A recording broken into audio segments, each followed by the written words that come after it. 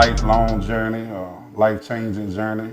Got a big 4-year-old right here, about to be 5 years old in April. Yay! About to be 5 years old.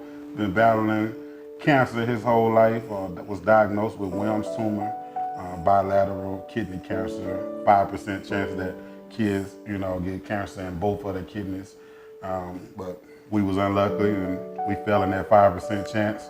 Found out January 2014, New Year's Day, that he had cancer after a long journey of seeing his weight, decrease, and legs and arms got smaller, but his stomach was getting bigger and bigger.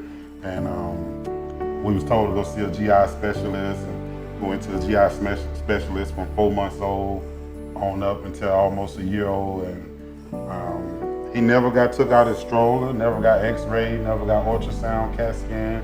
It was just basically like if you take a penny and a nickel and you put it on a leaf and it falls from the tree, then this is what you get. And we used to leave the appointment like, what do that mean? Then we found ourselves with a pediatrician that would just say, can he say I goo? Can he say I goo? And we'd be like, what in the world is I goo? Then we wind up saying we had to find a new pediatrician, and the journey just got realer and realer. We went to Louisiana, matter of fact, December 2013, right before 2014, went to Louisiana to my mom's house, and that was my mom now first time really seeing him, and my mom was like, no, something wrong with him. They was like, because his stomach was so big, it was like way out here, and like I said, his legs and arms was skinny like tree limbs, and when we got back to Texas, we was like, man, we got to find out what's going on. Something is deeper than what we was told about our goo and a penny and a nickel falling from a tree. And man, we went to Herman Memorial New Year's Day 2014, and doctors was like, do you want to sit down? And we can watch plenty of movies and TV shows.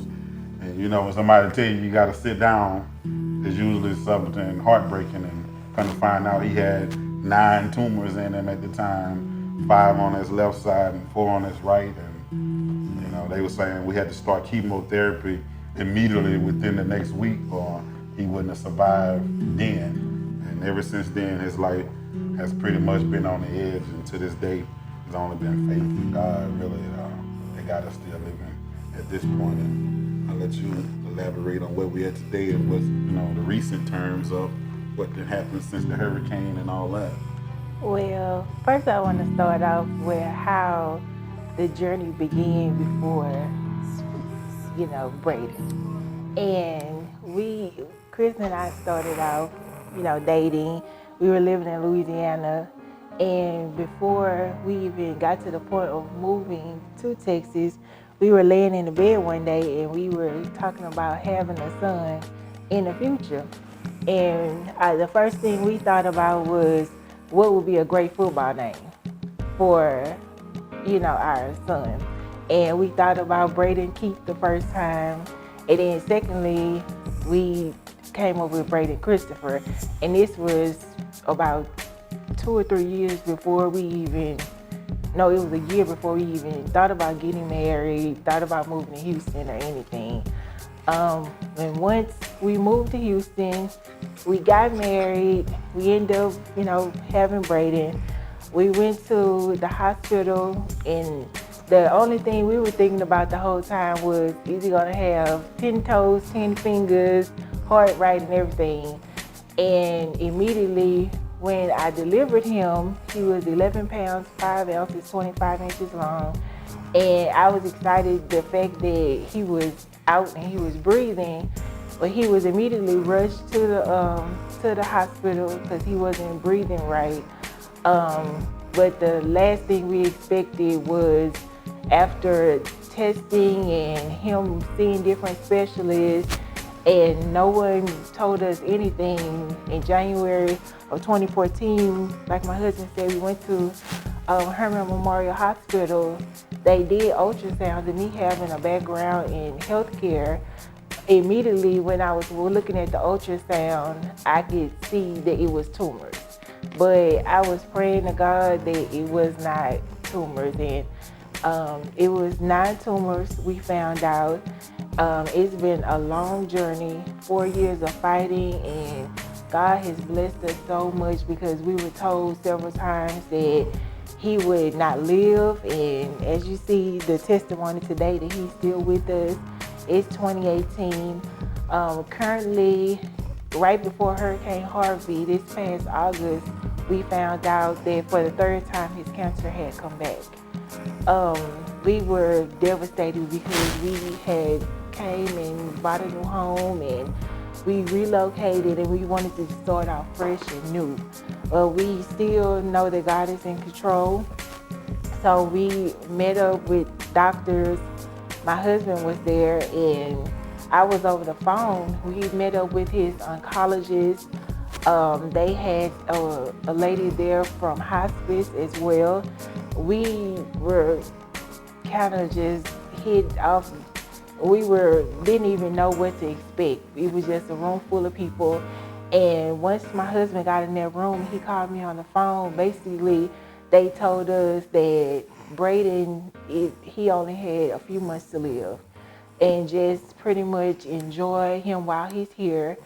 We can make him as comfortable as possible. And us, we know, we have been through the story, we see the glory, and we know that God is in control. We never let cancer take over us. We stay in control of the situation. And as you can see today, Braden is here. He went through a procedure a few weeks back where his tumors were frozen. They took a 4-inch needle to his right side, and he has an incision, and they went in and froze the tumor. And thank God he was able to go home that day. And as you can see, he's still doing well. We're keeping God first. God is always in control. We want all families to know that you have to stay prayed up. You have to keep God first in everything you do. Whether it's your relationship, a child being sick, never let a situation take control of you. Always take control of that situation. Yeah. And God will he will pull you through anything. Yeah, because like I said before, the day after Thanksgiving, as a matter of fact, the Monday after Thanksgiving, we had a meeting at the hospital because surgery was scheduled before Thanksgiving, but we were told that once we get ready to have the surgery, it's going to be a 13 to 14 hour surgery, and I have the paperwork here to prove that. It's going to be a 13 to 14 hour surgery. Then all of a sudden after Thanksgiving was over with, it was like, well, we want to have a meeting. And I go into this meeting because she had to go to work, my wife had to go to work, so I'm in this meeting by myself, and I get there, there's 8 doctors at the table, and like she said, they brought in hospice, and I was like, well, what's hospice here for? Because I've had plenty of people that I haven't seen die, and I know once hospice come in, you're saying basically someone is about to die. So it was like, now they said he wasn't eligible for the surgery no more. Then followed that up with he would never be eligible for a kidney transplant. And I'm like, how do we get from having the surgery before Thanksgiving to after Thanksgiving, now all of a sudden he's never eligible for a transplant in his life? We was told when he was first diagnosed with cancer, you had to be cancer-free for at least a year to be eligible. So that was the heartbreaking news before Hurricane Harvey, because he was 7 months, I believe, at the time cancer-free. So we had about 5 more months to go to be eligible for a transplant. But then the cancer comes back, and now they're saying because it came back and it's coming back at a frequent rate, that now he's never eligible for a transplant. And that's kind of mind-boggling to me to say that my son could never receive a kidney transplant. And they was like, well, he would have to go on dialysis. And then all of a sudden after Thanksgiving, he's never eligible to go on dialysis. They was like, he can't go on dialysis. So if he can't go on dialysis, he can't get a transplant, he don't want to do the surgery. So I'm sitting here like, what do we do? And basically the words were, in a few months, the cancer would spread across his body and he would eventually die from it. And it was like, I come home and I'm like, what do we do to just sit in the house for 3-4 months and then let your son cancer just spread out through his whole body and we die? And that was just very unacceptable. So we wound up doing like you said, the procedure to freeze the cancer cells, and we're supposed to find out at the end of February how effective that procedure was. And all I know is that, you know, I done been through a lot in my life personally, but everything that I've been through, I've been able to overcome. But when you have a child that's 4 years old, never been able to talk, never been able to walk, never been able to eat food by mouth, you know, it can get really frustrating. And it's not just frustrating as a parent, it's frustrating on the whole household. It could rip your marriage apart. It could take your time away from your other kids. It could take your time away from interacting with friends. You become distant in the world. You know, it's times now I don't even pick up my phone and it's a text message and a call right there. I have some people calling me. They were like, man, we love you. We just want to hear from you. And I love everybody too, but I'm human. And when you're human, there's only so much on your plate that you can take. I'm sitting here today and we give a smile on our face, look like everything is perfect. But I tell people all the time, you know, the image of the picture only is so much of the description of what's really going on in the picture. You have to really get to know somebody inside out, not outside looking in, to understand what the real situation is about. But you just have to stay prayed up, and it's just a blessing because this little man has, honestly, the God truth, I believe, saved my life, you know, and has kept me here from, you know, wilding out or doing anything foolish. Because when they told me that in the hospital that he was never eligible for a transplant or nothing, I'll be honest, the first thing went through my mind was the John Q movie. And while this lady talking to me, I'm flashing out on the inside. On the outside, they telling me, you're a strong parent. But on the inside, I was like, I just want to take this kidney out of her body and make them go into this operating room and watch them put it in my son's body. And, you know, and it was just like, what do we do? And only thing I knew to do is what we've been doing our whole life. And I just pray and stay prayed up. So, you know, that's where we at today. And my son gonna keep fighting as long as he keeps smiling and rocking. You know, everything is gonna be all right. You know, God has the last say so on everything. How did this? Song come about. The title of the song, Reset. It was probably to date I would say my best work yet, and it was my most effortless work yet. And that's when you know you have something genuine, when you don't have to go back and think about it day after day after day. And because sometimes being a writer and a creator, a musician, it can be mind-boggling trying to come up with the perfect, you know, music or the perfect scene or gesture. But with Reset, it was like, you know, I have a friend, Sabrina Wilson from back home. She started a prayer line, and she's from Louisiana. She's here in Texas, started a prayer line, and she's been reaching out to different people just to pray. And one day they would call me and out the blue, and they were like, "Would you like to pray?" And I was like, you know what? No. I was making all kinds of excuses up. I was like, well, I think I got to do this at this time and do this. And then, man, something hit me, and it was like, stop running from God and stop running from what's real. And I logged on, and I called my wife, and I called some more family and some more friends. I said, man, I'm praying tonight. Didn't know what I was going to pray about or say or nothing. And somewhere throughout the prayer, I just started saying, you know, we got to reset our life. We got to reset our mentality. We got to reset our personality, reset the way we walk, reset the way we talk, reset the way we love each other, and reset just the way we live and treat and think about God on a daily basis. And I wasn't even thinking about music when I was saying that. But then I started getting emails and things on Facebook, inboxes on Facebook saying, man, that was a powerful prayer.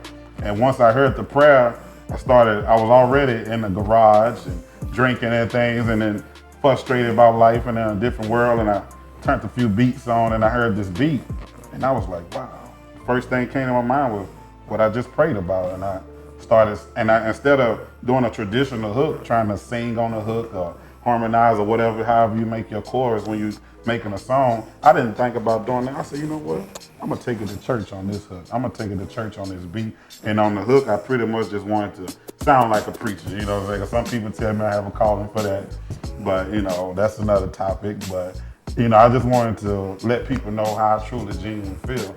So when Reset came about, I wasn't even thinking about making a song to shoot a video or thinking about making a song to make a movie, a documentary, or nothing. I just wanted to get some words and feelings and pain out that I had in my heart. And once I got it out and I let people hear it, I didn't even know what I had made. I didn't even know if it was even a great song. And it was like, the response I got from it was, man, you got something right there. And I've been sitting on this song to this day now for a whole year. And it's just been sitting and sitting and sitting. I listen to it almost every day. And it's my motivation. But now I want to share my motivation with you, and hopefully that can inspire you going forward.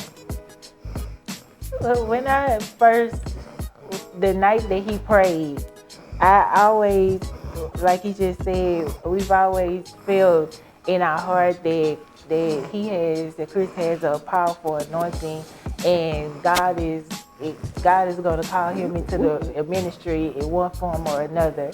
Well, with living with him and living with what was going on in the household, I truly felt that it was a buildup of so much. It was chaos because of dealing with a sick family member. At that time, we had my mother and Braden that were battling things, and at one time we didn't even know what was going on with my mother. Then we were back and forth from the hospitals. Chris has 2 children in Baton Rouge, and you want to go see your family members.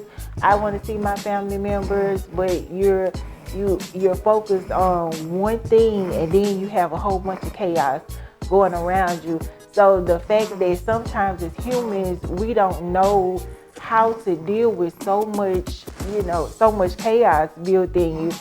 God put those words into his heart, and I feel like one day everybody will hear this.